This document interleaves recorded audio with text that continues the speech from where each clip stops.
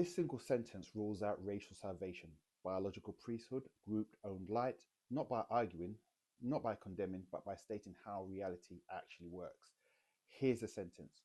John chapter 1 verse 5. The light shines in the darkness and the darkness did not overcome it.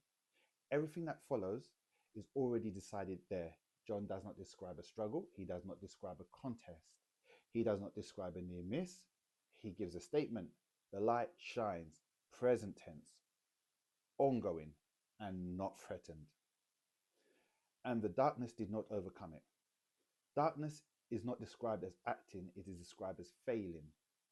Yeah, and that matters because failure is not the same as defeat. Defeat implies a fight. Failure implies a lack. Darkness does not lose. It lacks the category required to win. John does not say the light reacts to the darkness. He says the light shines. Darkness is only named afterwards. And only by what it cannot do. This is not symmetry. This is not balance. Light is primary. Darkness is secondary. Light is defined by what it is. Darkness is defined by what it is not. And once you see that, the verse stops being dramatic and starts being decisive. Nothing is at risk here. There is no moment where the outcome hangs in the balance.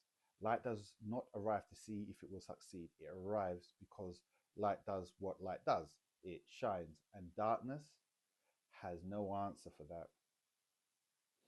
If the sentence is allowed to stand, a lot of familiar readings fall apart immediately, not because John argues against them, but because the sentence will not carry them. First, this verse does not support battle language. There is no fight here, no pressure, no risk. Light is not reacting, it is acting. And darkness is not resisting, it is failing. If you need a struggle for your theology to work, this sentence won't give you one. Second, this verse does not support moral sorting. John does not begin with good people and bad people. He does not begin with obedience and rebellion. Moral response comes later. Judgment comes later. Choice comes later. If you load morality into this sentence, you are jumping ahead of the text. Third, this verse does not support group identity. John does not say who is in the light. He does not say which people carry it. Light is not owned. It is not inherited. It is not assigned to a group. It shines. Any reading that turns this verse into our people versus their people is adding something to the text. It's adding something John did not write. Fourth, this verse does not support mediated light.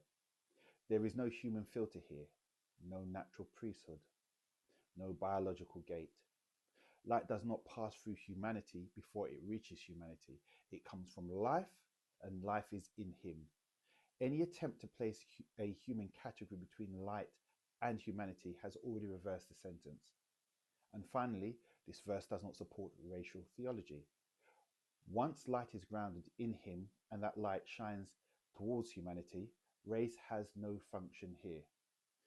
Not positive, not negative, it simply has no role to play. You cannot make a race gatekeeper without contradicting the direction of the verse. And John never hesitates about direction. Light shines. Darkness does not overcome. That one sentence collapses far more than it explains. And it does it quietly. John has already told you why the collapse happens. In him was life. That's the source. Not light first, not humanity first. Life. And that life was the light of humanity. Light is not an independent thing.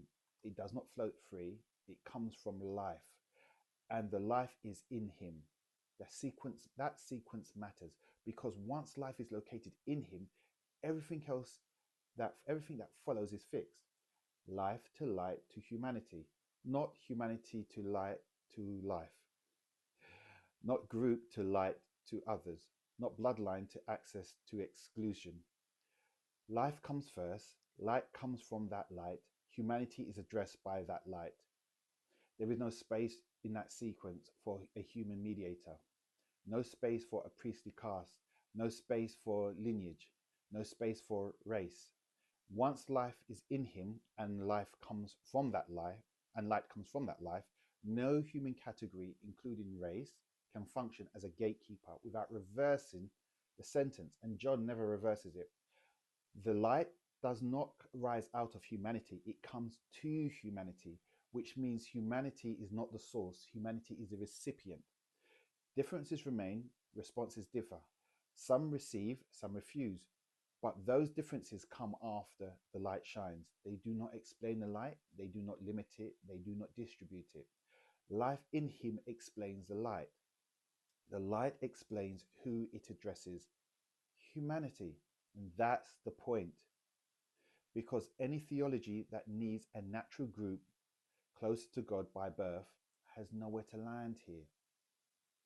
It would need the light to depend on humanity. John says the opposite. Life is in him. That life becomes light. That light shines towards humanity. And darkness, whatever form it takes, has no category left to overcome that. So we end where John begins. The light shines in the darkness, and the darkness did not overcome it. Not because it fought and lost, but because it never had the category required to win. Light does not need permission. It does not wait to be mediated. It does not belong to a group. It shines. Life is in him. That life becomes light. That light addresses humanity. Everything else, belief, rejection, judgment, restoration, comes after. But none of it explains the light. The light explains everything else. The light shines, and the darkness has no answer for that.